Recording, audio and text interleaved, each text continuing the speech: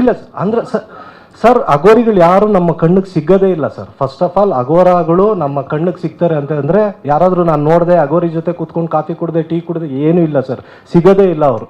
ಕುಂಭಮೇಳದಲ್ಲಿ ನೀವೇನು ನೋಡ್ತೀರಾ ಸಾಧು ಸಂತರು ಅದರಲ್ಲಿ ಅಗೋರಗಳು ಇರ್ತಾರೆ. ಜಸ್ಟ್ ಬಂದು ಅವ್ರೇನು ಮಾಡ್ತಾರೆ ಅವ್ರವ್ರ ಸ್ಥಳಕ್ಕೆ ಅವರು ವಾಪಸ್ ಹೊಟ್ಟೋಗ್ತಾರೆ ಸರ್.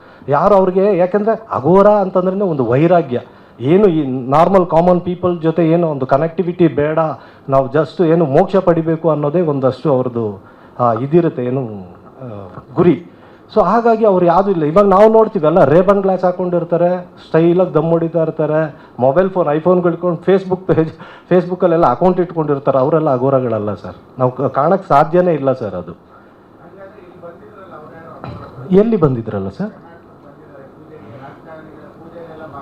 ಸರ್ ಸಾಧುಗಳು ಬೇರೆ ಸರ್, ಇಲ್ಲ ಸರ್, ಇಲ್ಲ ನಾಗ ಸಾಧುಗಳು ಬೇರೆ ಸರ್. ನಮಗೆ ಅಗೋರಗಳಂತಂದ್ರೆ ಕಪ್ಪು ಬಟ್ಟೆ ಹಾಕೊಳ್ತಾರೆ ಸರ್. ಆ್ಯಕ್ಚುಲಿ ಅವರು ಕಪ್ಪು ಬಟ್ಟೆ ಸರ್, ಹೌದು ಅದೆಲ್ಲ clarification sir. Pin to pin ನಾನೇನು ಒಂದಷ್ಟು ಕೇಳಿದ್ದೀನಿ, ಒಂದಷ್ಟು ನೋಡಿದ್ದೀನಿ.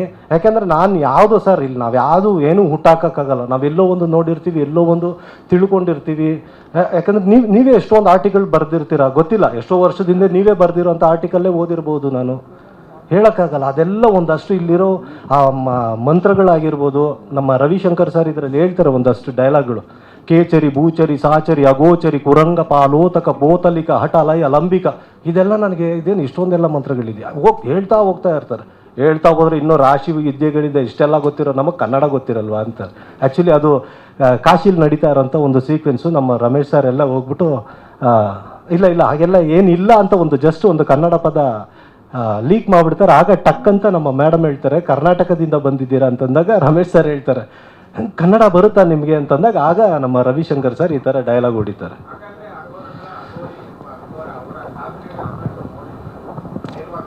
ನೇರವಾಗಿ ಖಂಡಿತ ಸಾಧ್ಯ ಆಗಲ್ಲ ಸರ್.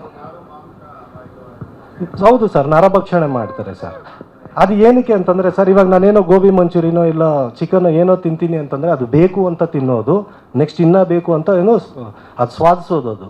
ಬಟ್ ಅಗೋರಗಳು ಅದೇನಕ್ಕೆ ತಿಂತಾರೆ ಅಂತಂದರೆ ವೈರಾಗ್ಯ ಬೇಕು ಅವ್ರಿಗೆ. ನನಗೆ ಬೇಡ, ಇದು ಬೇಡ, ಜೀವನನೇ ಬೇಡ, ಮೋಕ್ಷ ಪಡಿಬೇಕು ಅಂತಂದ್ಬಿಟ್ಟೆ ಅವರ ಆ ರೀತಿ ಅಲ್ಲ. ನೀವು ನೋಡಲ್ಲ, ಕೆಲವರು ತನ್ನ ಮೂತ್ರಗಳನ್ನೇ ಅವರೇ ಕುಡ್ಕೊಳ್ತಾರೆ, ಆ ಥರದ್ದು ಕೇಳ್ಪಟ್ಟಿದ್ದೀನಿ ನಾನು ಸರ್. ಈ ಸಿನಿಮಾದಲ್ಲಿ ನರಭಕ್ಷಣೆ ತೋರಿಸಿದ್ದೀವಿ. ಹೌದು ಸರ್, ಹೌದು. ಆಮೇಲೆ ನಮಗೆ ಗರ್ಭಿಣಿ ಸ್ತ್ರೀಯರಾಗಲಿ, ಆಮೇಲೆ ಈ ಸಾಧುಗಳು ಅವ್ರನ್ನೆಲ್ಲ ನಮಗೆ ಸುಡೋದು ಇಲ್ಲ, ಹೂಳೋ ಪದ್ಧತಿನೂ ಇಲ್ಲ.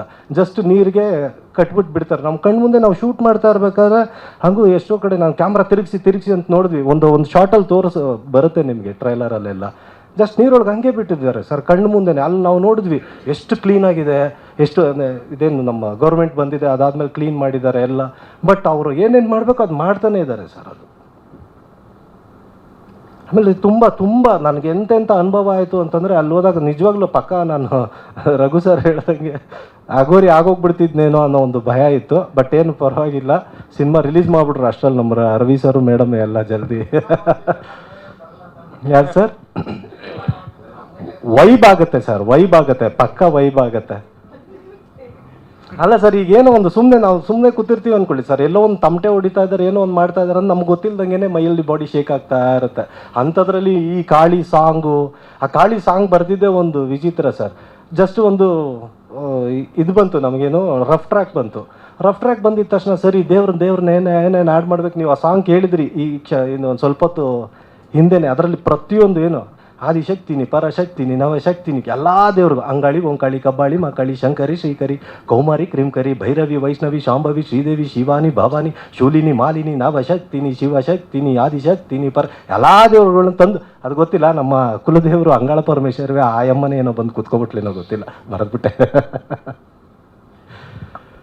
ಆಮೇಲೆ ಇನ್ನೂ ನಮ್ಮ ಸಿನಿಮಾ ಇವಾಗ ಮೊನ್ನೆ ನೋಡಿದ್ವಿ, ನೀವು ಯಾರೂ ನೋಡೋಕ್ಕಾಗಲಿಲ್ಲ. ಇನ್ನೇನು ನಾಳೆ ಎಲ್ಲರೂ ಜೊತೆಯಲ್ಲಿ ಕುತ್ಕೊಂಡು ನೋಡೋಣ. ಈ ನಮ್ಮ ಸಿನಿಮಾ ಒಳ್ಳೆ ಕ್ವಾಲಿಟಿ ಬರೋದಕ್ಕೆ ನಮ್ಮ ಟೆಕ್ನಿಷಿಯನ್ಸ್ ತುಂಬ ಮುಖ್ಯ. ಯಾಕಂದರೆ ನಾನು ಯಾವತ್ತೂ ಟೆಕ್ನಿಷಿಯನ್ನ ಮರ್ಯಾದೆ ಇಲ್ಲ.